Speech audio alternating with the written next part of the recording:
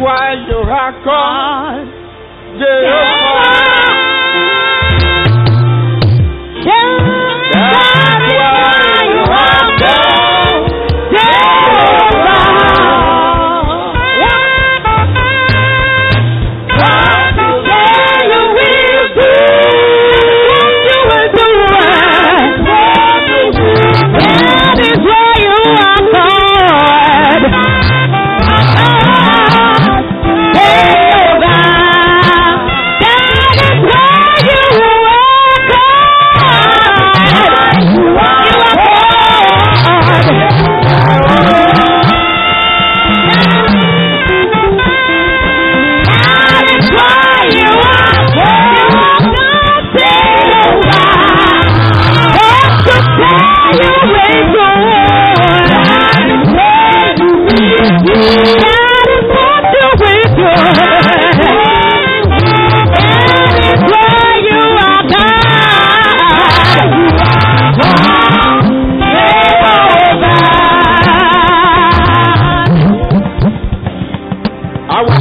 Father, we bless you because you are the King of Kings. Father, we bless you because you are the eternal Rock of Ages. Father, we thank you for this convention, new beginning. Because we are convinced that it shall be the beginning of a new era in government. Father, be exalted in Jesus' name. Father, be exalted in Jesus' name. Lord Jehovah Jireh, we are looking up unto you today to wipe away our tears. We want you to remove our sorrow, and we want to possess all our possessions. Father, do so for us today in the name of Jesus.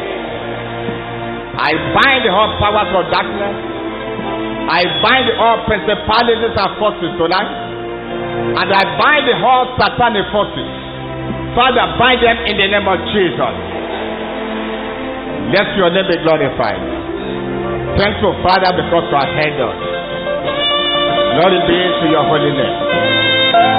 In Jesus' marvelous name I pray. Amen. Amen. Amen. Amen. Amen. I want the happiest person in the house. Mo fẹ́ kí ẹni tínú rẹ̀ dùn jùlọ níhìn. To run to 7 people. Kó sáré tọ̀ ènìyàn méje lọ. And announce to them. Kó lọ kéde sí wọn pé. And say, at last I've reached my destiny. Pé nígbẹ̀yìngbẹ̀yìn mo ti débi ayọ̀ mi. 1, 2, go. Pé nígbẹ̀yìngbẹ̀yìn mo ti débi ayọ̀ mi.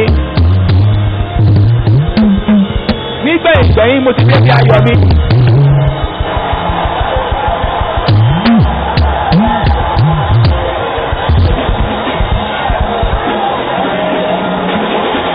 Shall it be for you in Jesus' name? Bẹ́ẹ̀ni ó ní fún lórúkọ Jésù. Àmín. Have your seat. God bless you. Ẹ jókòó kó lu àkóbùkù fún yín. The topic before us says upon Mount Zion. Àkòrí tó wà níwájú wa sọ wípé ní orí òkè Síónì. Upon Mount Zion. Ní orí òkè Síónì. Brethren, we have come to Mount Zion tonight. Ẹ̀yin ará, orí òkè Síónì la wà lálẹ́ yìí. And the book of Obadiah 17 says, Obadiah ẹsẹ̀ 17 sọ wípé. But upon Mount Zion shall be deliverance, and there shall be holiness, and the house of Jacob shall possess their possession. Ó kà wípé ṣùgbọ́n ìgbàlà yóò wà lórí òkè Síónì yóò sì jẹ́ mímọ́ àwọn ará ilé Jákọ́bù yóò sì ní ìní wọn. That is to say, somebody is here tonight.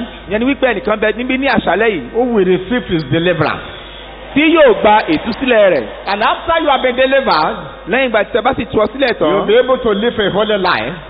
Ó wá máa gbé ìgbé ayé wà mímọ́. And when you live holy life, nígbà tó bá wá gbé ìgbé ayé wà mímọ́ ńkọ́. you will be able to possess your possessions. Ó sì tún wá ní àwọn ìní rẹ̀. When we are talking about possessing one possession, ṣe bá sọ nípa níní ìní kan ti ẹni. it means you are having some possessions. Yẹn ni wípé o ní àwọn ìní kan. Maybe some powers have hijacked them from you. Bóyá àwọn agbára kan ti já àgbà mọ́ ọ lọ́wọ́. Or you are ignorant of it. I don't know that you have them. Ìwọ kò tilẹ̀ mọ̀ wípé o ní ìní sí ibì kan. If you are ignorant of them, tí wọ́n yẹ pé ṣe ló ya òpè sí. before we leave here today, kí o tó kúrò níbí ní àṣálẹ́ yìí. God will give you spiritual eyes to see them. Ọlọ́run yóò la ojú ẹ̀mí rẹ láti rí wọn. Because what you don't see, you can't pursue it. Nítorí ohun tí o kò rí ò lè lé. The blessing you have, but you don't know that you have it. Ohun tó jẹ́ tìrẹ tí o kò sì mọ̀ wípé o ní. You may not be able to pursue it. O lè má lépa rẹ̀. But somebody you have, you know that you have. Ṣùgbọ́n ohun tó jẹ́ wípé o mọ̀ wípé ti tìrẹ ni. Probably it has been hijacked from you. Bóyá ẹnìkan ti gbà á lọ́wọ́ rẹ nígbà kan. Or it has been forcefully taken away from you. Àbí wọ́n ti gbà á lọ́wọ́ rẹ ní tìpátìkúùkù. You will like to pursue it with all vigor. Ó fẹ́ All vigor. gbogbo agbára rẹ ló fẹ́ fi lépa rẹ̀. With all your power. Gbogbo ipá rẹ ló fẹ́ fi lépa rẹ̀. If there is any possession that the enemy has taken away from you, Tí ìní rẹ̀ kankan bá wà tí ọ̀tá ti gbà lọ. you shall possess it tonight in Jesus' name. Ní àṣálẹ́ yìí ni yóò gbà á padà lórúkọ Jésù. Because you have come to Mount Zion, Nítorí o ti wá sí orí òkè Síónì. where there shall be deliverance Níbi tí ìtúsílẹ̀ gbé and wá holiness, àti ìwà mímọ́. and you will possess your possession. Ó sì gba ìní rẹ padà. Let that person shout hallelujah. Hallelujah. Amen. Àmín. This topic suggests that you have some possessions either that have been taken away from you forcefully, or you are ignorant of them. Àkòrí yìí ó fi yé wa wípé o ní àwọn ẹ̀ní kan tó jẹ́ wípé bí ọ̀tá ti gbà á lọ lọ́wọ́ rẹ nígbà kan ní o àbí o kò ní òye rẹ̀. You must possess them before you leave here tonight. O ní láti gbà á dandan kí o tó lọ dé Some of lálẹ́ these yìí. possessions are Lára àwọn ẹ̀ní náà nìyí. sound health. Ìlera pípé. It's your possession. Ìní rẹ ni. You sick today, you fall sick today, tomorrow you fall sick. Kó máa fò níkú máa fò láǹdé. Every day you patrol hospital like anything. Kó máa pààrà ilé ìwòsàn bẹ́ẹ̀ ní pààrà ọjà. It is not the will of God for your Kì life. í ṣe ìfẹ́ Ọlọ́run fún ayé Sound rẹ. health is part of your possession. Ìlera pípé ara ẹ̀ní rẹ ni. If I'm talking to somebody, let that person shout hallelujah. Tó bá ṣe wọ́n ni mò ń bá sọ̀rọ̀ ké hallelujah. Beginning from today, Bẹ̀rẹ̀ láti òní lọ. you shall have sound health. Ó máa gbádùn ìlera pípé. Amen. Àmín. Sound health is one of them. Lára wọn ni ìlera pípé. Longevity is one of them. Ẹ̀mí gígùn ó tún wà níbẹ̀. God wants you to live long on earth. Ọlọ́run fẹ́ kí o pẹ́ láyé. God doesn't want you to die shortly. Ọlọ́run ò fẹ́ kó o kúkú Doesn't àìsọ́jọ́. want you to die before your time. Kò fẹ́ kó o bọ́jọ́ lọ́jọ́ lọ. If there's anything that wants you to die before your time, Tá a bá rí ohunkóhun tó fẹ́ kí ọjọ́ ayé rẹ if kú. there's any power like that, Tá a bá rí agbára it kágbára shall be bẹ́ẹ̀. buried alive tonight in Jesus' name. Ilẹ̀ yóò sì lanu yóò gbẹ̀mí lóòyẹ̀ lónìí. Good success, like what we have in the book of Joshua chapter 1 verse 8, is also your possession. Àṣeyọrí rere bí eléyìí tí a kà nínú ìwé Joshua orí kìíní ẹsẹ̀ kẹjọ ó wà lára rẹ̀. God wants you to be successful, Ọlọ́run fẹ́ kí o ṣe àṣeyọrí. to have good success. Kí o sì ṣe àṣeyọrí rere. Not just success, but good success. Kì í ṣe àṣeyọrí bẹ́ẹ̀ àṣeyọrí rere. Today, Lónìí. this book of the law shall not depart out of thy mouth, but thou shalt meditate therein day and night, that thou may observe to do according to all that is written therein. For then thou shalt make thy way prosperous, and then thou shalt have good success. Ó ní ìwé òfin yìí kì yóò kúrò ní ẹnu rẹ. Ṣùgbọ́n ìwọ yóò máa ṣe àṣàrò nínú rẹ̀ ní ọ̀sán àti ní òru. Nípa rẹ̀ ó sì ní àṣeyọrí rere. As a child of God, Gẹ́gẹ́ bí ọmọ Ọlọ́run who live within the purview of the will of God, tó ń gbé ní abẹ́ ìṣàkóso ìfẹ́ Olúwa. is expected to have good success. Ó yẹ kí o ní àṣeyọrí rere. You are expected to have good success. Ó yẹ kí o ní àṣeyọrí rere. In your academics, you are expected to have good success. Lẹ́nu ẹ̀kọ́ rẹ̀ ó yẹ kó o ní àṣeyọrí In your rere. marital life, you are expected to have good success. Nínú ìgbéyàwó rẹ̀ ó yẹ kó o ní àṣeyọrí In your rere. businesses, you are expected to have good Ní success. òwò rẹ̀ ó yẹ kó o ṣe àṣeyọrí rere níbẹ̀. But some powers have been manipulating your life since all these years. Ṣùgbọ́n àwọn agbára ìkà kan wọ́n ti ń da ṣe ayé rẹ̀ darí ní àwọn ọ̀pọ̀lọpọ̀ ọdún. Before you leave here today, Kí o tó kúrò níbí lónìí. they will hands off in the name of Jesus Christ. Bí wọ́n fẹ́ bí wọ́n kọ̀ ó jáwó lọ́rọ̀ rẹ lórúkọ Jésù. Amen. Amen. Blessing is part of what God has for you. It's part of your possession. Ìbùkún ara ẹ̀ ní ìrẹni lọ́dọ̀ Ọlọ́run. Some children of God are born again, Àwọn ọmọ Ọlọ́run kan wọ́n ti di àtúnbí. but they are very poor. Ṣùgbọ́n wọ́n tún ṣì ń gbé nínú òṣù. That's not the will of God for your life. Ìyẹn kì í ṣe ìfẹ́ Ọlọ́run fún ayé tirẹ̀ o. It's never the program of God for your life. Kò tilẹ̀ sí ní àkọlé To Ọlọ́run be fún ọ rárá. living holiness and poverty. Kí o máa gbé ìgbé ayé àmímọ́ nínú òṣì. No, Irọ́ it's unacceptable. ọ̀run ò fàyè gbà bẹ́ẹ̀. Tonight, Lálẹ́ yìí. you are coming out of that poverty in Jesus' name. Ó jáde kúrò nínú òṣì lórúkọ Jésù. Riches, Ọ̀rọ̀ all these things, àwọn kan bẹ́ẹ̀ bẹ́ẹ̀. they are for you. Ìwọ ló ní. God wants you to prosper. ó wu ọlọ́run kó ṣe rere. I am the Lord that giveth you power to get wealth. ó ní èmi ni ọlọ́run ó fún ọ ní agbára láti ní ọrọ̀. Power to get wealth belongs to God. agbára láti ní ọrọ̀ ọlọ́run ló And ní. that God is your father. ọlọ́run náà sì ní bàbá So rẹ if ni. that God is your father, tí ọlọ́run bá jẹ́ bàbá there rẹ. is no point why you cannot acquire your possessions. kò sóhun tí ó mú ọ tí o kò fi nígbà ẹ̀ní rẹ. You shall recover them tonight in Jesus' name. lálẹ́ ìlú ó gbà padà lórúkọ Jésù. Joshua 5:9. Joshua 5:9. nínú ìwé Joshua orí karùn-ún What does it say? ẹsẹ̀ Joshua kẹsàn-án. 5:9. nínú Joshua orí karùn-ún. Joshua chapter 5 verse 9. And the Lord said unto Joshua, This day have I rolled away the reproach of Egypt from off you. The Lord said tonight Olúwa is sọ the pé ní night he will àṣálẹ́ yìí, remove the reproach of Egypt from you. òun yóò yí ẹ̀gàn Íjíbítì kúrò ní ara yín. That is to say, reproach is not for you. Ìyẹn ni wípé ẹ̀gàn kì í ṣe tirẹ̀. It's for the Egyptians. Àwọn ará Íjíbítì ló ní. You have been living a life of reproach since you were born. Ó pẹ́ tó ti ń gbègbè ayé ẹ̀gàn. Even you are born again, it doesn't show that you are born again. Lẹ́yìn ìgbà tó tún di àdúgbò Your pàápàá kò life ní is padà. full of reproach. Ayé rẹ̀ tí wá kún fún ẹ̀gàn. If unbelievers look down on you, they see you as a reproach. Kí aláìgbàgbọ́ máa fojú ẹ̀gàn gan wọ̀ ọ́. That is not the will of God for your life. Rárá o, ìyẹn kì í ṣe ìfẹ́ Ọlọ́run fún ọ. If your life is full of reproach, Tí ayé rẹ̀ bá kún fún ẹ̀gàn. how can you convince unbelievers to come to the light of Christ? Báwo ló ṣe fẹ́ fi yé aláìgbàgbọ́ wípé kó wá gba Jésù? What story are you going to tell them? Irú ìtàn wo ló sọ fún wọn? In this age, Ní ayé tí a wà yìí, people are no longer interested in your stories. ìtàn rẹ kò tiẹ̀ kò sóhun tó ní ṣe pẹ̀lú Your ẹnikẹ́ni. stories do not count anymore. Ìtàn rẹ máa sọ fúnra rẹ nìkan. What people want to hear from you is your testimony. Ohun táyé fẹ́ gbọ́ báyìí ni ẹ̀rí rẹ. Beginning from this moment, Láti òní lọ, your life shall be full of testimonies in Jesus' name. ayé rẹ yóò kún fún ẹ̀rí lórúkọ Jésù. Enough is enough. You have been telling a lot of stories of reproach. Ó pẹ́ tó ti ń sọ ìtàn ẹ̀gàn ó tó gẹ́. Every story you tell in your life is full of reproach. Tó jẹ́ wípé àwọn ìtàn ẹ̀gàn náà ṣáà ló ṣàǹsọ látọdún pípẹ́. Everything you want to say is full of reproach. Tó jẹ́ pé o ò ní ẹ̀rí gidi àti And you àwọn are ọ̀rọ̀ born ìtàn. again. Ó sì ti dàtú bí. You go to church every day. Ó ń lọ ṣọ́ọ̀ṣì lójoojúmọ́. People are watching your life. Ayé ń kíyèsí ọ. They don't read their Bible, but they read your life. Wọn ò ka Bíbélì wọn, ìwọ náà ń kà o.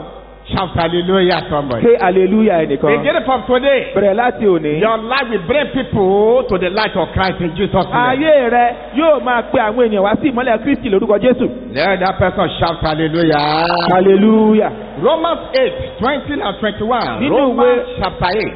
Ìwé Epistẹ́lì Pọ́ọ̀lù sí àwọn ará Róòmù orí Romans kẹjọ. chapter 8, verses 20 and 21. Orí kẹjọ láti ẹsẹ̀ kọkànléní ogún It says, sí. for the creation was made subject to vanity, not willingly, but by the reason of him who has subjected the same in hope. Ó ní nítorí àtẹ̀rí ẹ̀dá bá fún asán kì í ṣe ìfẹ́ rẹ̀ ṣùgbọ́n nítorí ẹni tí ó tẹrí rẹ̀ bá ní ìrètí. Is it because the creation itself also shall be delivered from the bondage of corruption into the glorious liberty of the children of God? Nítorí a ó sọ ẹ̀dá tìka lára rẹ̀ di òmìnira kúrò nínú ẹrú ìdìbàjẹ́ sí òmìnira ògo Your àwọn life has Ọlọ́run. been subjected to vanity for years. Ó pẹ́ tí ọ̀tá ti fàyè rẹ̀ sínú asán. Witches and sorcerers want you to be in poverty. Ìfẹ́ àwọn oṣó àtàjẹ́ fún ọ ní wípé kó máa gbé nínú They òṣù. want you to be living in shame. Wọ́n wá fẹ́ kó máa gbé nínú They ẹ̀gàn. want you to be living in embarrassment. Kó máa gbé nínú But the Lord ìdààmú. says today, because you are here, Olúwa sọ pé torí pé ó wà níbí ní àṣálẹ́ you yìí. shall be free from the hands of these forces. A ó tú ọ sílẹ̀ kúrò ní ìgbèkùn àwọn And agbára you will wọ̀nyí. start to enjoy the glorious liberty of the children of God. Ó wá máa gbádùn òmìnira ògo àwọn ọmọ I Ọlọ́run. want that same person to shout hallelujah there. Kí ẹnìyẹn ké hallelujah níbẹ̀. There is what they call glorious liberty of the children of God. Òkan kan wà tí a ń pè ní òmìnira ògo àwọn ọmọ Ọlọ́run. Glorious liberty. Òmìnira ògo. There is what we call liberty of the children of God, and there is what we call glorious liberty of the children of God. Òmìnira àwọn ọmọ Ọlọ́run wà bẹ́ẹ̀ sì ni òmìnira ògo àwọn ọmọ Ọlọ́run tún wà. After this convention, Lẹ́yìn àjọ ọdún yìí, you move to that glorious liberty of the children of God. ó ré kọjá sínú ògo òmìnira àwọn ọmọ Ọlọ́run. So shall it be in Jesus' name. Bẹ́ẹ̀ ni yóò sì rí ní orúkọ ti Jésù. That power that has subjected you to ridicule will withdraw from you tonight. Agbára tó fi ọ́ ṣẹ̀ sí yẹn ní àṣálẹ̀ Ọlọ́run yóò fi ṣẹ̀ sí. That power that wants you to be living in shame shall withdraw from you tonight. Agbára tó ní kó máa wà nínú ìtìjú Ọlọ́run yóò dojú tì wọ́n ní àṣálẹ̀ yìí. Because you have attended this new beginning. Nítorí pé o kópa nínú àgọ́ àjọ ti ìbẹ̀rẹ̀ ọ̀tun yìí, Just a word ọ̀rọ̀ kan ṣoṣo can transform your life. ó lè yí ayé rẹ padà. All you need in your life is just a word. ohun tó nílò ṣáà ni ọ̀rọ̀ kan When ṣoṣo. you key to that word, Tí o bá di ọ̀rọ̀ náà mú, your life can never remain the same again. ayé rẹ̀ ò ní rí bákan náà mọ́. When the DJ was preaching in the morning, Nígbà tí igbákejì alákòóso àgbà tí wọ́n you kọ́ wa ní know, he òwúrọ̀. said when our father in the Lord said the convention we hold it here, Wọ́n ní nígbà tí bàbá onídùúrà sọ pé ní ìlà ó ti ṣe it was the àjọ̀dún word yìí, that he spoke. pé ọ̀rọ̀ náà ṣáà ni wọ́n He sọ. spoke the word. Wọ́n sọ ọ̀rọ̀ náà. Even by the time he said it, nobody believed it could happen Ní ìgbà this tí wọ́n way. sọ ọ́ gan, ẹnikẹ́ni ò gbàgbọ́ wípé ohun tá a rí yìí lè ṣẹlẹ̀. Almost everybody doubted it. Ó fẹ́rẹ̀ má sẹ́ni tí kò Within this short period, where are we going to get the money? wípé láàrin oṣù díẹ̀ yìí níbo láti That was the lọ́wọ́. question that everybody was trying to raise within him or Ìbéèrè her. tí ó jẹ nìkankan lógún But nìyẹn. today, Ṣùgbọ́n lónìí, the spoken word had become a reality. ọ̀rọ̀ tí a sọ níjọ́sí ó farahàn. When a servant of God makes pronouncement, Tí ìránṣẹ́ Ọlọ́run bá sọ̀rọ̀ jáde, it is bound to come to pass. ó ní láti rí bẹ́ẹ̀. A servant of God that lived the life of holiness. Ní pàápàá jùlọ ìránṣẹ́ Ọlọ́run tó bá gbé ìgbà yìí wà Because he's mímọ́. representing God on earth. Nítorí wípé aṣojú Ọlọ́run lórílẹ̀ He's a èdè. representative for God on earth. Aṣojú Ọlọ́run ní lórí àgbáyé. I pray for somebody here Mo tonight. gbàdúrà fún ẹnìkan níbí ní That àgbálẹ̀ yìí. shame that you brought to this convention new beginning Ìtìjú àti ẹ̀gàn tó gbé wá sí cannot go home àjọ̀dún with yìí you in the name of Jesus Christ. kò ní bá ọ padà lọ sílé ní orúkọ ti Jésù. Let that person shout another amen. Tún ṣe àmì mìíràn. I want to talk about the factors that can make your possession possible. Mo fẹ́ sọ nípa àwọn ohun tí ó lè mú kí ìní rẹ̀ gbígbà kó Number pọ̀ sí. one, Ìkíní, total dependence upon God. gbígbẹ́kẹ̀lé Olúwa pátápátá. Total dependence upon God. Gbígbẹ́kẹ̀lé Ọlọ́run nìkan ṣoṣo. That is what I do in everything in my life. Ní gbogbo nǹkan tí èmi bá fẹ́ ṣe láyé bí mo ṣe ń ṣe Total nìyẹn. dependence. Gbé gbogbo ìgbẹ́kẹ̀lé rẹ̀ lé Ọlọ́run. Total dependence upon God. Ìgbẹ́kẹ̀lé lé Ọlọ́run nìkan ṣoṣo. Total dependence upon God. Ìgbẹ́kẹ̀lé Ọlọ́run nìkan ṣoṣo. When you can depend upon God totally, Tí o bá gbẹ́kẹ̀lé Ọlọ́run pátápátá, brethren, you will have glorious results. ẹ̀yin ará, ó ní àṣeyọrí tó lógo. Jeremiah 17:7. Ní ìwé Jeremiah orí kẹtàdínlógún Jeremiah ẹsẹ̀ keje. 17:7. Jeremiah orí kẹtàdínlógún 7 ẹsẹ̀ and 8. Jeremiah 17, orí kẹtàdínlógún ẹsẹ̀ 7 and 8. keje àti ìkẹjọ. Jeremiah chapter 17, verses 7 and 8. Yes. Blessed is the man that trusted in the Lord, and whose hope the Lord is.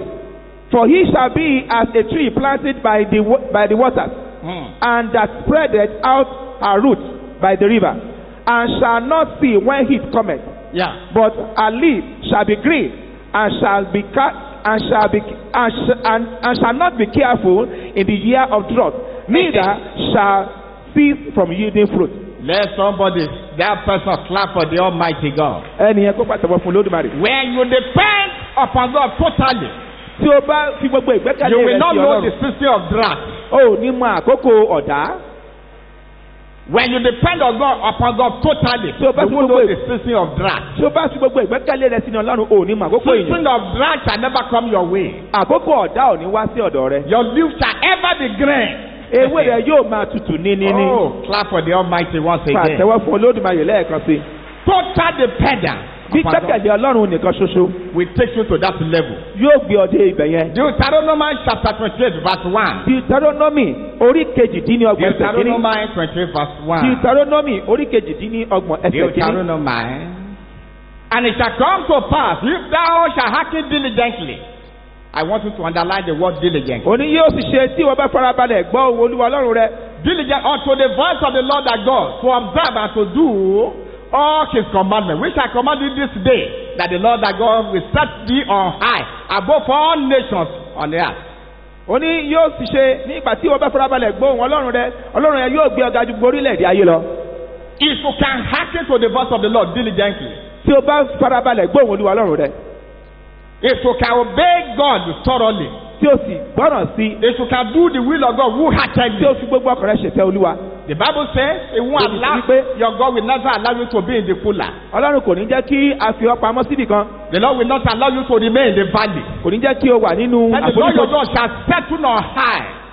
Yóò gbé ọ kúrò ní àfonífojì, yóò gbé lọ sí Will òkè set- téńté. No matter what is happening around you, Ó ní láì fi ṣe ohun tó ṣẹlẹ̀ ní sàkání you rẹ̀. will keep on moving.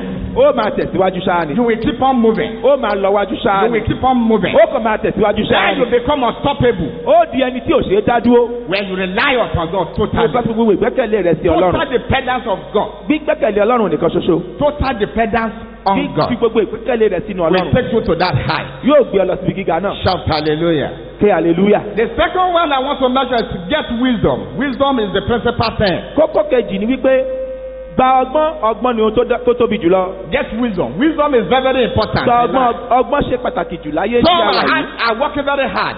Àwọn kan ṣiṣẹ́ kárakára Yes, they are not getting results ṣùgbọ́n wọn ò ní èsì gidi. because wisdom is not applied. Nítorí pé wọn kò fi ọgbọ́n You kún. need the wisdom of God O nílò ọgbọ́n Ọlọ́run to realize your goal, láti to possess your possession. ní A ìní lot rẹ̀. of people do business, Ọ̀pọ̀lọpọ̀ ló ń ṣe but they òwò don't do it with wisdom. ṣùgbọ́n wọn kò fi ọgbọ́n ṣe é. Wisdom is not hardened. Wọn kò fi ọgbọ́n kún. Wisdom is very, very crucial. Ọgbọ́n ṣe pàtàkì púpọ̀ púpọ̀. You can read that from the book of Proverbs 3:13 to 17. Ka ìwé Proverbs chapter 3, 13 Òwe to 17. orí kẹta látẹsẹ̀ kẹtàlá títí dé. Go and pray for wisdom. Lọ gbàdúrà fún It is ọgbọ́n. not because you are lazy. Kì í ṣe wípé o It yọ̀lẹ. is not because you are not good. Kì í You ṣe are wípé very good. o mọṣẹ́ rẹ. O mọṣẹ́ yẹn The only dáadáa. thing you lack is wisdom. O tí o ṣaláìní ni You ọgbọ́n. need to pray for it that God should give you wisdom over that job, over that Béèrè business. fún ọgbọ́n tí ó fi ṣiṣẹ́ náà ní You àṣeyè. will get it. Ó sì gbà á. Number 3, hard work. Ìkẹta ni pé iṣẹ́ àṣekára. You need to work very hard. Ó yẹ kó o múra síṣẹ́ rẹ o. Some are very lazy. That's why they can't get their possession. Ẹlòmíì yọ̀lẹ ju sóòdì lọ o. That's why they are just marking time every year. Òun ló ṣe wà lójú kan ṣáṣáṣá. Laziness cannot take you far in life. Ọ̀lẹ ò lè gbé ọ débi kankan láyé. Hard work is very, very important. Iṣẹ́ àṣekára ṣe pàtàkì. The ability to work very hard, I commend it upon you today in the name of Jesus. Agbára láti ṣe iṣẹ́ àṣekára ọ̀rọ̀ kó fi jíǹkì rẹ̀ lórúkọ Don't be Jésù. lazy anymore. Má ṣe ṣọ̀lẹ mọ́. You work very hard, and with God on your side, you will get results. Múra síṣẹ́ rẹ pẹ̀lú Ọlọ́run ní ìhà rẹ, ó ṣàṣeyọrí. God Himself works. Genesis 2:8.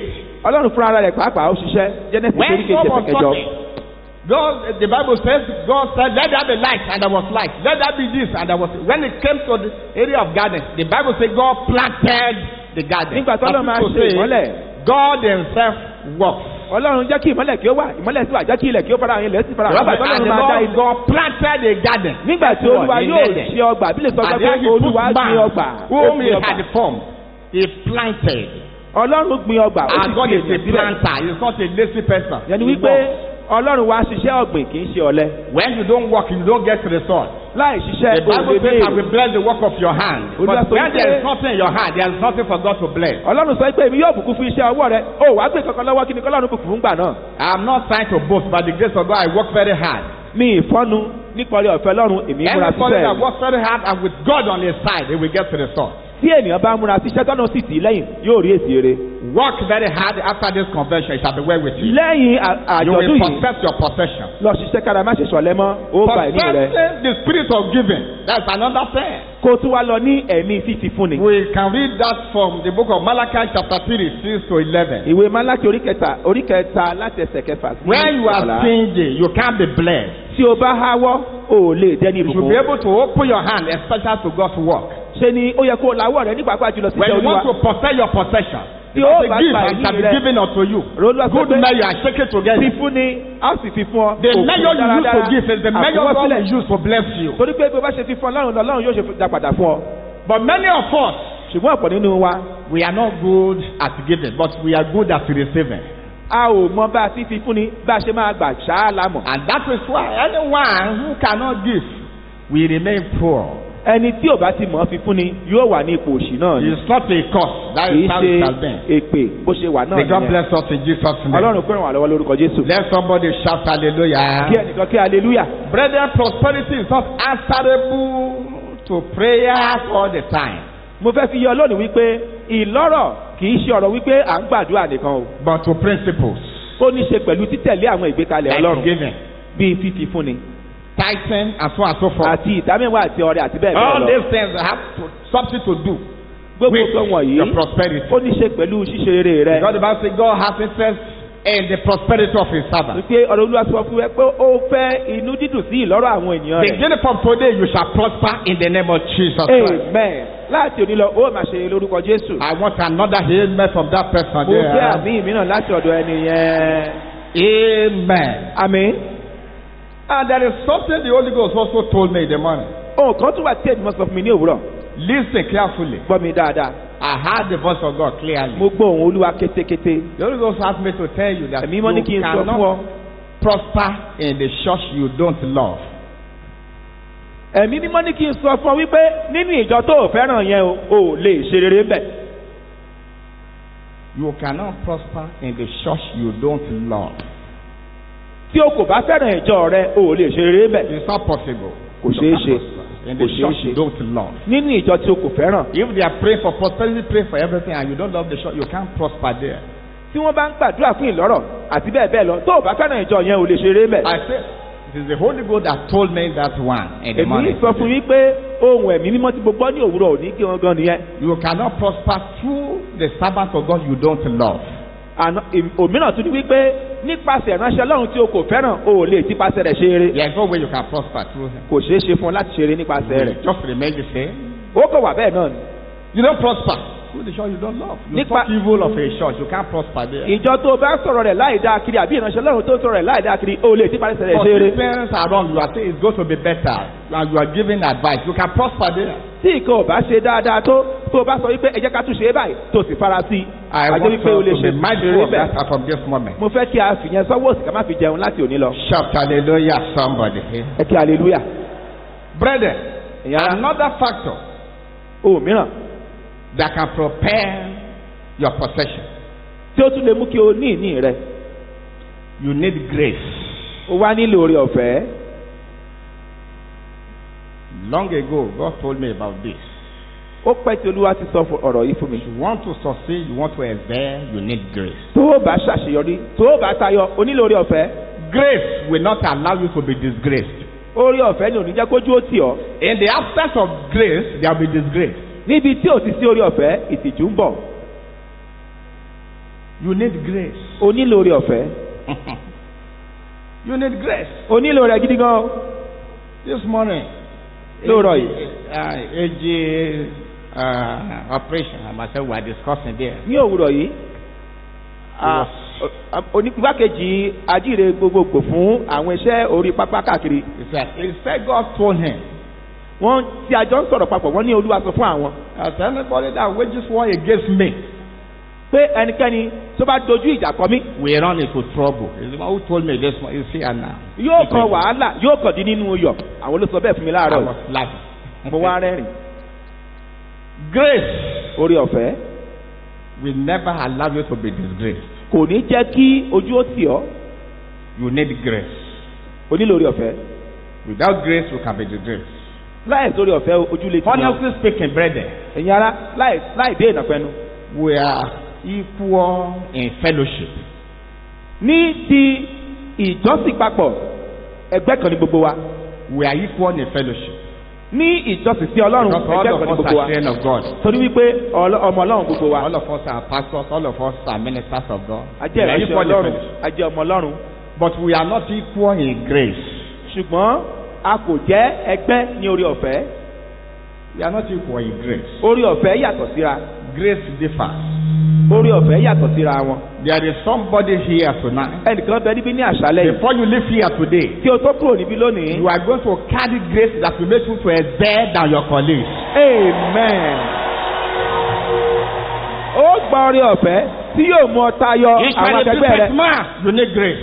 Tó bá jẹ́ ọmọ Ọlọ́run ni ọ nílò tó bá You jẹ́ need grace oníṣòwò to ni ọ. excel in that business more than your O nílò colleagues. oore ọ̀fẹ́ láti tayọ àwọn akẹgbẹ́ rẹ lẹ́nu òwò If you are yẹn. a lawyer, you need grace. Bó ṣe agbẹjọ́rò ni o nílò oore ọ̀fẹ́. You know, there are some lawyers, all they do in the court is charge and bail. Àwọn agbẹjọ́rò kan tó wà tó jẹ́ pé kán máa gbogbo béèlì ṣá. And there are some, Wọ́n fi ń jẹun.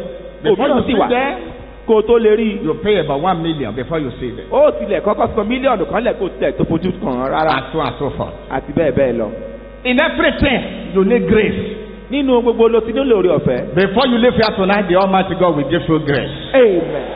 Kí o tó kú òbí lónìí, Ọlọ́run yóò fún ọ lórí ọ̀fẹ́. Let that person shout hallelujah. Ẹnìyẹn ké hallelujah. Let that person shout hallelujah. Kí ẹni náà ké hallelujah. The greater your grace, Bí oore ọ̀fẹ́ bá ṣe pọ̀ sí fún ọ tó, the greater your influence. bẹ́ẹ̀ náà ni ọwọ́jà rẹ yóò ṣe pọ̀ tó. And the greater your influence, the greater your impact. bí o bá ṣe náwó jáde tó náà ni ó ṣe lè ní ipa tó. One day, ní ọjọ́ kan a boy finished his OND somewhere. bẹ́ẹ̀ ni ọmọkùnrin kan ó parí Through his own ẹ̀kọ́ personal OND effort. nípasẹ̀ ìmúra ara rẹ̀. His parents will not help him. àwọn òbí rẹ̀ wọn ti ẹ̀ ní kankan láti ràn án lọ́wọ́. When he finished the ND, nígbà tó parí ND rẹ̀ he wanted to proceed for HND but no money. ó fẹ́ kàwé sí i láti ka HND kò wá sówó. Then he phoned me. ó wá pè mí. He said, Daddy, please, Only- can you help me get a job? I ó ní don't know bàbá him. ó ní ẹ jọ̀wọ́ ṣe lè bá àwọn wáṣẹ́ èmi ò sì mọ̀ ọ́ rí. I said, then he explained to me what he was facing.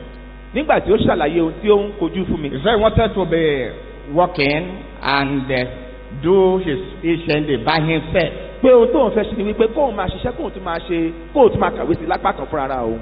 He was shedding tears as he was talking. He Ó said, bá mi because sọ̀rọ̀, ó his sì parents sọ are fún- very, very poor. ó ní ìwé wo òun kà ṣùgbọ́n àwọn òbí wọn ò lówó lọ́wọ́. I look at him. I said, where are you now? Then he Mo wá- mentioned the name of that town. mo wá béèrè wípé My ibi wife ibo ló sat wà. beside me.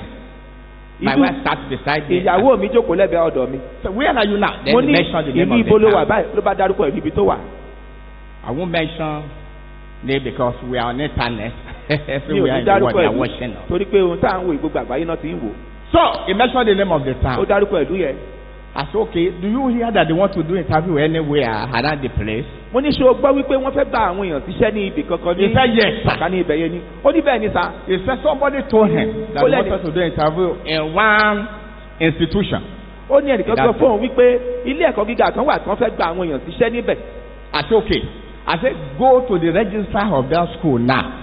mo ní ó yá lọ sí ọ̀dọ̀ akọ̀wé àgbà ti ilé ìwé náà báyìí. When you get there, tí o bá débẹ̀. tell the registrar to phone me sọ fún akọ̀wé àgbà ilé ìwé náà wípé kó pè mí that I want to talk to her. pé mo fẹ́ bá a sọ̀rọ̀. Then she went there. I mean, he went there. ó bá lọ bẹ̀. I told the registrar. Immediately the registrar phoned me. ó sì sọ fún un bẹ́ẹ̀ náà lẹ́nu náà sì pè mí. Then I told her, I said, I heard that you want to conduct interview in your school. I said, that is my candidate. mo ní mo gbọ́ wípé wọ́n lè fẹ́ fi ìwánilẹ́nuwò láti gba àwọn èèyàn síṣẹ́ ní ọ̀dọ̀ yín pé Yes. ẹni yẹn ni mo rán wá o. tèmi The ni only o. thing she said is that it has been settled, sir. ohun tó kàn sọ ni wípé bàbá ó ti di ṣíṣe. The boy is working there now.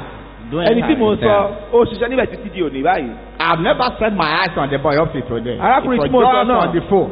kò fojú kàn mí títí di òní o orí fóònù láti The bá wa sọ̀rọ̀. greater your grace, bí orí ọ̀fẹ́ bá ṣe pọ̀ fún wa tó the greater your influence, bẹ́ẹ̀ náà ló ṣe and làmìlaka the tó greater your impact in the bó bá ṣe society. làmìlaka tó náà ni ó ṣe ní ipa tó ní àwùjọ. I prophesy upon somebody here mo sọ tonight. tẹ́lẹ̀ sẹ́nìkan níbí ní The àṣálẹ̀ grace to make impact in your generation. orí ọ̀fẹ́ láti ní ipa rere ní Receive it now in àkókò the rẹ. name of Jesus. gbà á báyìí ní orúkọ ti Jésù. Amen. àmín Amen. àmín Amen. àmín. Today, lónìí God will do wonders in your life. Ọlọ́run yóò ṣe ìyanu nínú ayé rẹ̀. Brethren, ẹ̀yin ará we want to pray. a fẹ́ gbàdúrà. But I want you to understand today ó wá nù tí mo fẹ́ kó yọ that before lónìí you leave here, you shall possess all your possessions. pé kí o tó kúrò níbí lónìí ó ní gbogbo àwọn ẹ̀ní rẹ. Shall we rise up for prayer? dìde dúró fún àdúrà. Let's all rise up for prayer. kíkà dìde dúró fún àdúrà. We want to pray. a fẹ́ gbàdúrà. There are two things that we have tonight: deliverance and healing. ohun méjì ni yóò tún ṣẹlẹ̀ lálẹ́ yìí ìtúsílẹ̀ àti ìwòsàn. It should have been bound by the demons. tó bá jẹ́ wípé agbára òkú ti gbé ọdẹ. That is why you are not making progress. Lord, the Lord will release you today. tó jẹ́ wípé ohun tí kò jẹ́ kó o ní ìtẹ̀síwájú nìyẹn lónìí ọ̀run yóò tú ọ sílẹ̀. Some months ago, àwọn oṣù díẹ̀ sẹ́yìn a woman phoned me from Abeokuta. obìnrin kan pè mí láti ìlú Abẹ́òkúta. She had this problem, cancer of the breast. ó ní àìsàn tí wọ́n ń pè ní jẹjẹrẹ tí ọyàn. And what again? diabetes. And diabetes. Thank you. àti àrùn ìtọ̀ ṣúgà. She said she was crying. Said, Daddy, I have diabetes. ó and ń I have sọkún cancer of the breast. láti orí fóònù wípé bàbá Àti wọ́n ní cancer. òun ní jẹjẹrẹ ọyàn àti àrùn ìtọ̀ The ṣúgà. two diseases are killer diseases. mo ní àìsàn méjèèjì yẹn ọ̀kọ̀ọ̀kan rẹ̀ tó pani. I said, come to Ibadan. Come. mo ní máa bọ̀ níbàdàn máa bọ̀ níbàdàn. She started crying. ó ń sọkún. She said, I don't have transport money. ó ní òun ò lówó ọkọ̀ tó yóò gbé òun wá I said, síbàdàn. come. borrow it, I will give you. Mo ní máa bọ̀ wá yá, n ó fún ọ padà Because fún ọ. that disease is a killer disease. Torí pé àìsàn tó lè gbẹ̀mí ẹni láìsàn yẹn. I will give you the money. N ó sanwó yẹn padà fún ọ. Borrow it. Wá yá máa bọ̀. Tell the person that you will give back, you will give it back immediately. Ọ̀fẹ́ yẹn wípé tó bá padà dé ó sanwó rẹ̀ fún. Then she borrowed the money and came. Ó sì ìyàwó náà wá. And I pray for her in the name of the Lord. Mo gbàdúrà fún ní orúkọ Olúwa. Diabetes disappeared. Ìtọ̀ ṣúgà ó pòórá. Cancer disappeared immediately. Jẹjẹrẹ náà sì tún pòórá lẹ́sẹ̀kẹsẹ̀. I said some of you were there when she was giving testimony. Ara àwọn tí ó wà nígbà tó ń ṣe ẹ̀rí wọ́n wà níyì. It were there when the lady was giving testimony last week. Shout hallelujah. Hallelujah. Aha. Many of you were there. Àwọn tó wà níbẹ̀ wà dáadáa níbí. Immediately she was cured of cancer and she was cured of diabetes. Lẹ́sẹ̀kẹsẹ̀ ó gba ìmúláradá kúrò nínú àìsàn jẹjẹrẹ àti Look at the way I use small amount of money to save life. Ẹ wá wo bí ó ṣe ná mi ní owó díẹ̀ láti dá ẹ̀mí rẹ̀ sí. She is not my family. Kì í ṣọmọ ìyá mi. I don't know her from Adam. Èmi ò tiẹ̀ mọ̀ níbi kankan tẹ́lẹ̀tẹ́lẹ̀. But because I know that disease can kill her. Ṣùgbọ́n mo wòye wípé àìsàn yẹn lè gbẹ̀mí rẹ̀. That's why I said borrow it, I will give you. Mo ṣe ní ìyàwó yẹn kó máa bọ̀. If I'm not in a position to give the money to her, I will say don't come. Tí mi ò bá ní agbára láti fún un ní owó náà, wọ́n sọ pé má wá. Because if I'm struggling to feed, how can I say come, I will give you transport money when I don't Tó bá have jẹ́ it? wípé èmi gan mo ṣì wọ́wọ́ tí wọ́n fi jẹun, ṣé màá sọ pé kó máa bọ̀ wọ́n sanwó ọkọ̀ rẹ̀? Those of you who are here tonight Ìwọ tó wà ń bí lálẹ́ yìí. and who are facing the battle of poverty, Tó jẹ́ pé àìní the bá ọjà battle is kájí. over upon this mountain in the name of Jesus. Amen. Ogun náà ṣẹ́ lórí òkè lórúkọ Jésù. The prayer point will take us 1 minute, and I want you to pray very hard. Àdúrà tá a fẹ́ gba ìṣẹ́jú kankan láti gbà á dáadáa. The first one, Àdúrà kìíní. there are some people here who have come across of one opportunity or the other in the past, and the opportunity was wasted. Àwọn kan bẹ ní ìtọ́jọ́ wípé ní ìgbà kan àbí òmíràn Ọlọ́run ti jẹ́ kó ṣe alábàápàdé àǹfààní tó dáa kan ṣùgbọ́n ó ṣòfò dànù. There are some powers that usually waste opportunities. Àwọn agbára kan wà sẹ́ pé wọ́n máa ń fi àǹfààní ẹni ṣòfò dànù. Lift all your right hand. Gbé ọwọ́ ọ̀tún rẹ̀ sókè. Every opportunity waster of my Gbogbo life. agbára tí ń fi àǹfààní ṣòfò nínú ayé mi. Let there be earthquake and swallow you up tonight. Kí in ilẹ̀ Jesus' lánàá kó name. gbé yín mì ní orúkọ ti Jésù. Shall we pray Lọ́ọ̀dì now? àdúrà. Every opportunity waster of my life. Gbogbo agbára tí ń fi àǹfààní ṣòfò. Hear the voice of God. Nínú ayé mi ẹgbẹ́ òun Olúwa. Hear the voice of God. Ẹgbẹ́ òun Olúwa. Let there be earthquake and swallow you up tonight. Kí in the ilẹ̀ name of kí ó Jesus. lanu kó gbé yín mì ní orúkọ Jésù. Every opportunity waster of Gbogbo my agbára life. tí ń fi àǹfààní ṣòfò nínú All ayé ye mi. power that waste opportunity. Gbogbo ẹ̀yin agbára tí ń fi àǹfààní ṣòfò. All ye power that waste opportunity. Gbogbo ẹ̀yin agbára tí ń fi àǹfààní ṣòfò. Hear the voice of God. Ẹgbẹ́ òun Olúwa.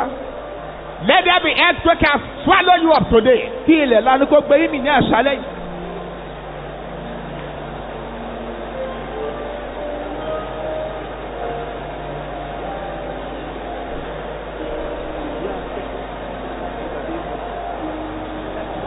I cripple you today in the name of Jesus. Mo sọ yín di aláìlágbára lónìí lórúkọ Jésù.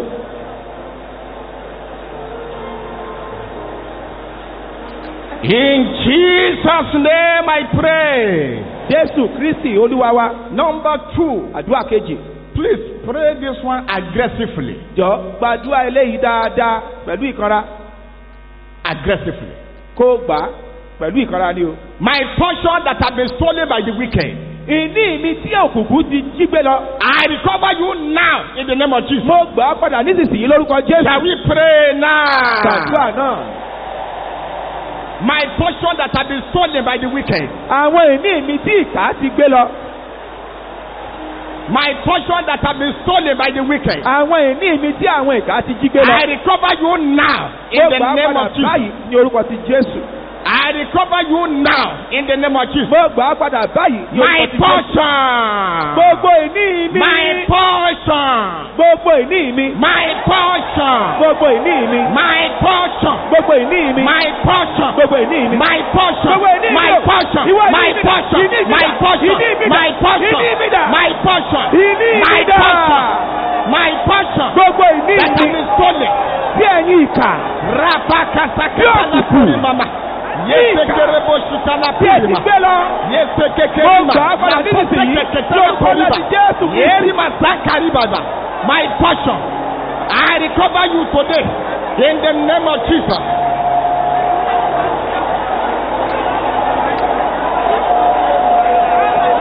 In Jesus' name we pray. Ní orúkọ ti Jésù ni a gbàdúrà. The Bible says the rod of the wicked shall not fall upon the loss of the righteous, so that the righteous will not lay their hands upon iniquity. Bíbélì sọ wípé kí ọ̀pá àwọn ẹni burúkú má ṣe ṣubú lé ìpín àwọn olódodo. Kí ló dé tó bá Every rod of the wicked gbogbo ọ̀pá àwọn èèyàn búburú. upon my Lord, Lórí ìpín mi, I command you to be broken into pieces mo now. In pàṣẹ Jesus' name. ọ̀run kó ṣe yín sí wẹ́wẹ́ ní orúkọ Jésù. Shall we pray Ṣé now? àdúrà? Every rod of the wicked, Gbogbo ọ̀pá àwọn èèyàn búburú. every rod of the wicked, Ọ̀pá àwọn ìkà. every rod of the wicked upon my Lord, Gbogbo ọ̀pá àwọn ìkà lórí be ìpín mi. broken now in the name of Jesus. Kí ó máa ṣẹ́ sí wẹ́wẹ́ Be ní orúkọ Jésù. destroyed now in the name of Kí ó Jesus. máa parun ní orúkọ Jésù. Be destroyed now in the name of Jesus. Máa parun ní orúkọ Jésù.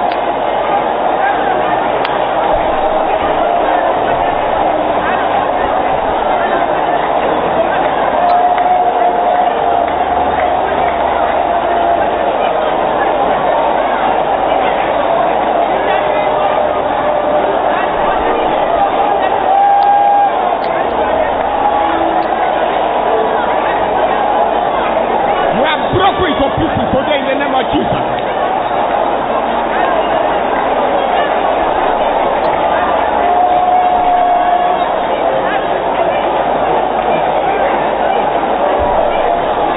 In Jesus' name we pray.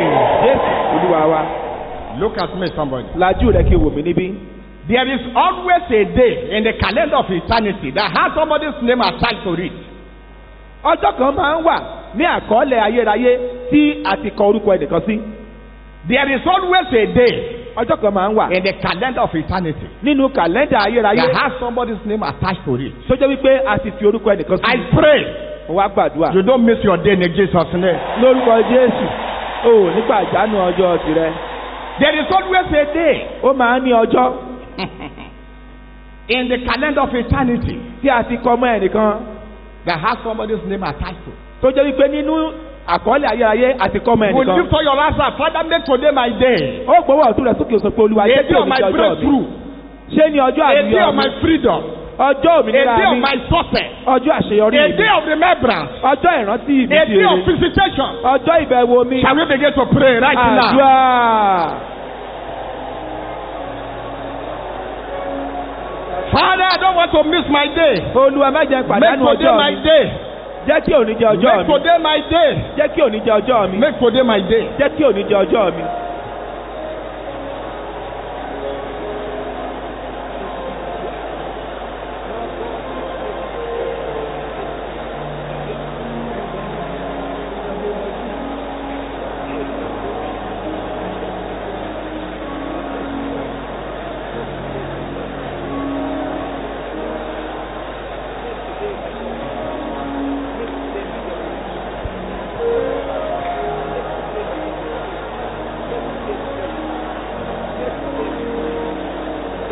In Jesus' name we pray.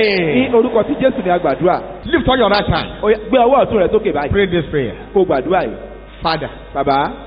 other laws Àwọn olúwa mìíràn. beside thee that have dominion over me, put them to shame tonight. Àwọn olúwa mìíràn lẹ́yìn rẹ̀ tó ń jọba lé mi lórí olúwa lójú Other tí wọ́n ní laws beside àṣálẹ́ thee yìí. that have domination over my life, Gbogbo àwọn olúwa mìíràn lẹ́yìn rẹ̀ tó ń jọba lé mi lórí. put them to shame tonight. Láṣálẹ́ yìí olúwa dójú tì Shall wọ́n. we pray now? Àdúrà.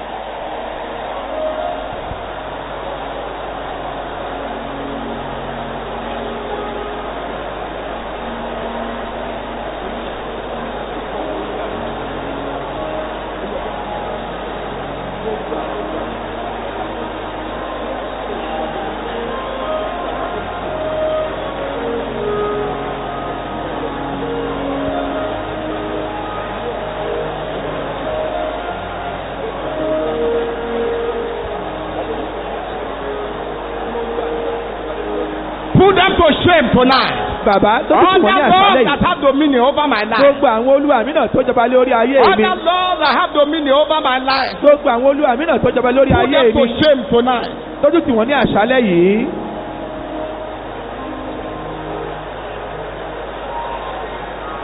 In Jesus' name we pray. Jésù Olúwa wa. It remains 2 prayer points. Ó kù kókó àdúrà méjì.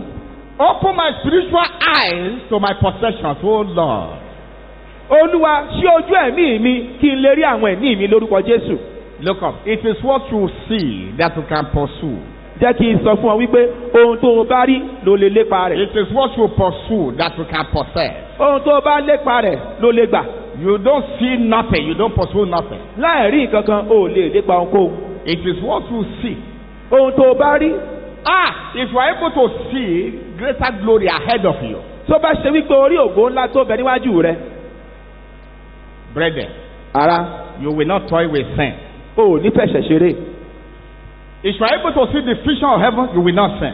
Tí o bá rí ìrántí ọ̀run, o ò ní fi ẹ̀ṣẹ̀ ṣeré.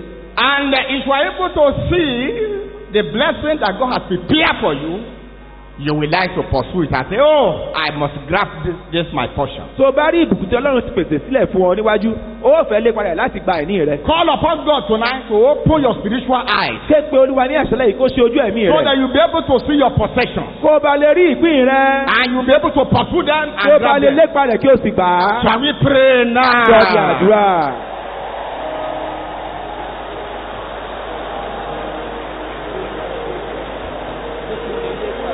Hey! Le poko soto lo pore masankaraba. Ye pore makasete le pore mo. Ye sekete le pore mo. Ye sekete le pore masankara. Ye poko sete le pore. Ye sekete le pore mama.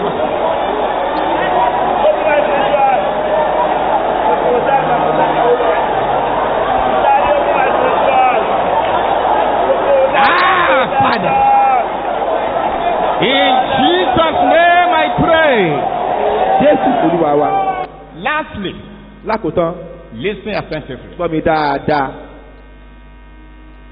The first day, when our father and the Lord was dancing here, Lọ́jọ́ kìíní tí bàbá wa ní Olúwa tí wọ́n ń jó lórí pẹpẹ yìí. the Lord told me there, He said, it's not an ordinary dance. Olúwa sọ fún mi níbi tí mo jókòó wípé ijó yẹn kì í ṣe ijó lásán o. The Lord said, Olúwa sọ fún mi pé He is dancing so that people can dance their dance. ìgbé bàbá ń jó kí ìwọ náà kó o lè jó ijó rẹ. I heard it clearly. I was there. Mo gbọ́ kétékété níbi tí When mo our dúró father was dancing here, nígbà tí bàbá ń jó lórí pẹpẹ yìí. I was watching him Mo ń wò wọ́n, and I heard the voice. mo gbọ́ ohùn yẹn Said, that is not an ordinary dance. pé ìyẹn kì í ṣe ijó lásán o. He is dancing so that you can dance your dance. Pé ijó tí wọ́n jó yẹn yóò fún ọ láàyè láti jó ijó tiẹ̀ náà. He was singing so that you can sing your song. Àwọn kọrin kó bá lè kọrin tiẹ̀ náà. Àmín. After this convention, Gbọ́ mi lẹ́yìn you will àjọ̀dún dance yìí. your dance. Ó jíjó ayọ̀ rẹ. You will sing your song. Ó sì kọrin ayọ̀ tiẹ̀ náà. Let that person shout hallelujah. Ẹnìyẹn tó pé hallelujah. Father, beginning from this moment, Bàbá láti sísìnyí lọ. I want to dance my Mo dance. fẹ́ jó ijó mi. And I want to sing my Mo fẹ́ song. kọrin mi. Shall we pray now? Ó yá sọ́ di àdúrà.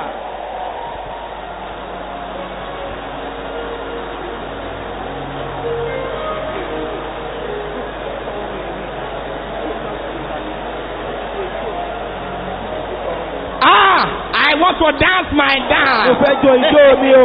And I want to sing my song, you Mo know. fẹ́ kọrin mi. After this convention, Lẹ́yìn I will dance àjọ̀dún my yìí, dance. wọ́n I jó will ijó sing mi. my song. Wọ́n kọrin I mi. will sing my song. Wọ́n I kọrin will mi. dance my dance. Wọ́n jó ijó mi.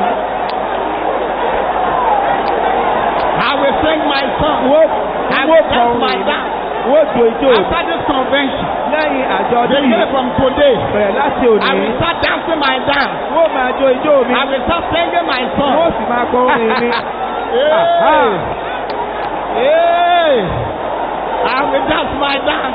Wọ́n jó ijó mi. I will sing my song. Wọ́n kọ orin mi. I will dance my dance. Wọ́n jó ijó mi. I will sing my Wọ́n song. kọ orin mi. After this convention, Lẹ́yìn àjọ̀dún yìí. beginning from Bẹ̀rẹ̀ today, láti òní lọ. beginning from today, Bẹ̀rẹ̀ láti òní lọ. let me dance my dance. Wọ́n jó ijó mi. Let me sing my song. Olúwa jẹ́ ń kọrin mi. Let me dance my Jẹ́ dance. kí n jó ijó mi. Let me sing my Jẹ́ kí song. n kọrin mi. Let me sing my song. Jẹ́ kí n kọrin mi. In the name of Ní Jesus. orúkọ ti Jésù. In the name of Ní Jesus. orúkọ ti Jésù. In the name of Ní Jesus. orúkọ ti Jésù. In the name of Ní Jesus. orúkọ ti Jésù. Let me dance my Jẹ́ dance. kí n jó ijó mi. Let me sing my Jẹ́ song. kí n kọrin mi. In Jesus' name we Ní pray. orúkọ ti Jésù ni àgbàdua. Thank you, Father. Ẹ ṣé bàbá. Lift up your two hands. Ọwọ́ rẹ méjèèjì gbé e sókè. Father, I cover this hand with the blood of Jesus. Bàbá mo fi ẹ̀jẹ̀ Jésù gbogbo wọ́n wọ̀nyí. Father, I cover this hand with the blood of Jesus. Mo fi ẹ̀jẹ̀ Jésù gbogbo wọ́n wọ̀nyí. Father, I cover this hand with the blood of Jesus. Bàbá mo fi ẹ̀jẹ̀ Jésù gbogbo wọ́n wọ̀nyí. Hey, this place will not accommodate us this Friday. Ibí yìí ò ní lè gbà wá ní ọjọ́ ẹtì tó ń bọ̀ yìí. Ọ̀túnla.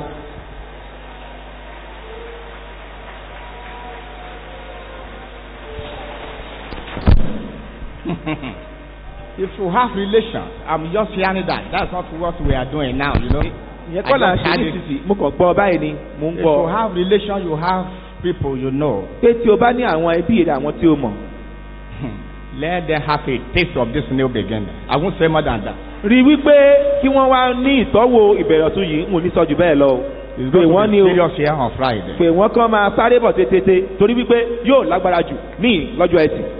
Lift up your two hands. Ọwọ́ rẹ méjèèjì lókè. Father, I cover this hand with the blood of Jesus. Bàbá mo fi ẹ̀jẹ̀ Jésù gbogbo wọ́n I wọ̀nyí. cover this hand with the blood of Jesus. Mo fi ẹ̀jẹ̀ Jésù gbogbo wọ́n wọ̀nyí. I cover this hand with the blood of Jesus. Mo fi ẹ̀jẹ̀ Jésù gbogbo wọ́n wọ̀nyí. Lay your two hands on your head. Gbogbo méjì yẹn lé orí rẹ. You will pray this prayer vigorously for 1 minute. Àdúrà yìí ó gbà tọkàntọkàn ní ìṣẹ́jú kan. It is 1 minute prayer, Àdúrà ìṣẹ́jú kan péré. but very, very violently. Ṣùgbọ́n ó gbà á pẹ̀lú ìfaraya. The prayer is every Àdúrà náà across finger in my life Pé gbogbo ọwọ́ ègún nínú ayé mi. be uprooted now in the name of Jesus. A fà ó tu nísinsìnyí ní orúkọ Jésù. Every across finger in my life Gbogbo ìka ègún nínú ayé mi. be uprooted now in the name of A Jesus. fà ó tu nísinsìnyí lórúkọ Jésù. Very violently. Ó For 1 gbà á. minute. Shall we Ó gbà á pray pẹ̀lú ìfaraya. now? Àdúrà.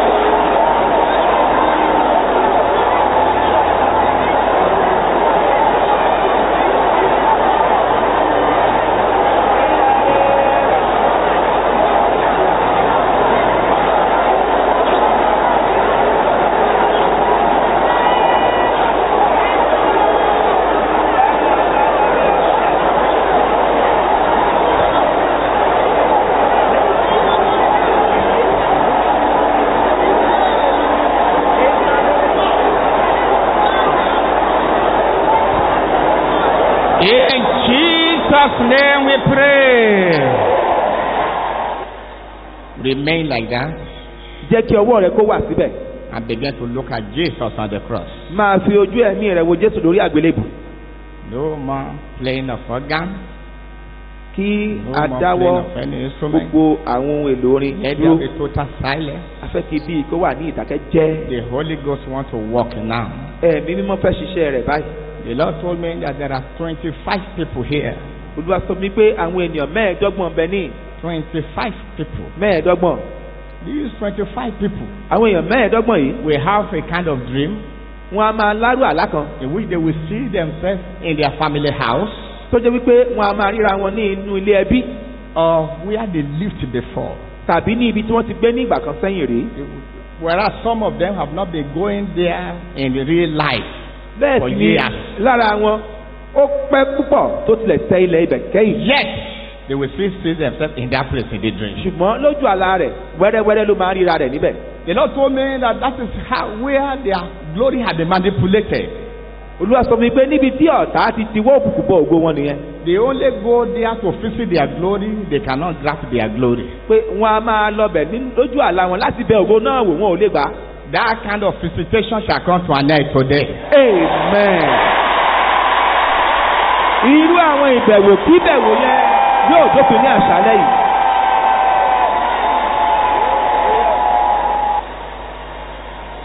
They visit the place Wọ́n a máa bẹ̀bẹ̀ wò in their dream ní inú àlá wọn. because their glory is there. Nítorí pé ògo wọn bẹ́ẹ̀ bẹ̀. That's where they tie down the glory. Níbẹ̀ ni wọ́n so ògo wọn mọ́lẹ̀ sí. They don't allow the glory to shoot out. Wọn ò jẹ́ kí ògo yẹn ó jẹyọ.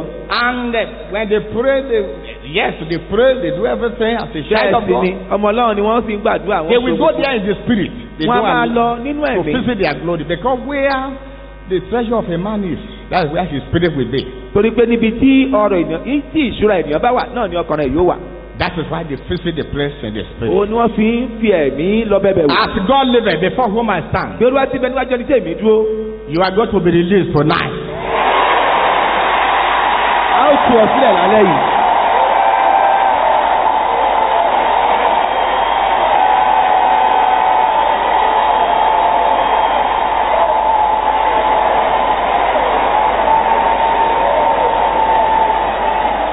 Amen. The power of the Holy Ghost will take you to that place in the spirit. Agbára ẹ̀mí mímọ́ yóò mú ọ lọ síbẹ̀ nínú ẹ̀mí. And you're going there now is to Lílọ. recover your glory. Lílọ tó ó lọ bẹ̀ nísinsìnyí ó lọ gba ògo rẹ ni. Amen. Àmín. When you find yourself on the floor, Tí o bá bára rẹ ní ilẹ̀ ẹlẹ̀. immediately you find yourself on the floor, Kété tó bá bára rẹ ní ilẹ̀ ẹlẹ̀. they will take you down to that place Wọ́n ó mú ọ lọ sí ibẹ̀ in the realm of the spirit nínú ẹ̀mí to recover your glory. láti lọ gba ògo rẹ padà. I stand as an oracle of the Lord, Mo dúró gẹ́gẹ́ bí ikọ̀ Olúwa. and I decree at this moment Mo pàṣẹ ní ìsinsìnyí. that your glory that have been tied down to that place, Pé ògo rẹ tí wọ́n so mọ́lẹ̀ sílẹ̀ yẹn. recover it now in the name of Jesus. Gbà á padà ní orúkọ ti Jésù. Okokotolopore masankara. Yeseketolopore masankatolopore. Aha. It is time now. It is time now. Àkókò ti tó báyìí. It is time now. Àkókò tó báyìí. Usher, take care of them, take care of them, take care of them, take care of them.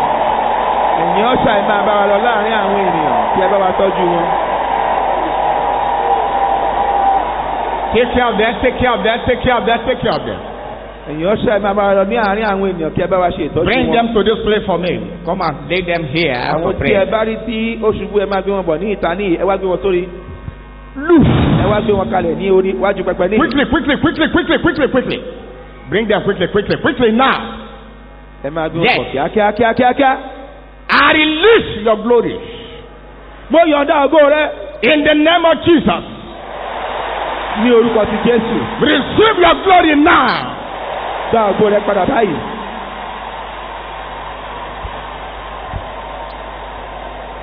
Bring them quickly. Gbé wọn wá kíákíá. If somebody fall beside you, wave your hand so that they Bí come. ẹnikẹ́ni bá ṣubú ní ọ̀dọ̀ rẹ jọ̀wọ́ juwọ́ kí Yes, àwọn quickly. kí àwọn olùtọ́jú ilé ìjọsìn láti wá gbé. You will Kíákíá àwọn dà. You will not continue to visit anymore. O ò ní máa ṣerú àwọn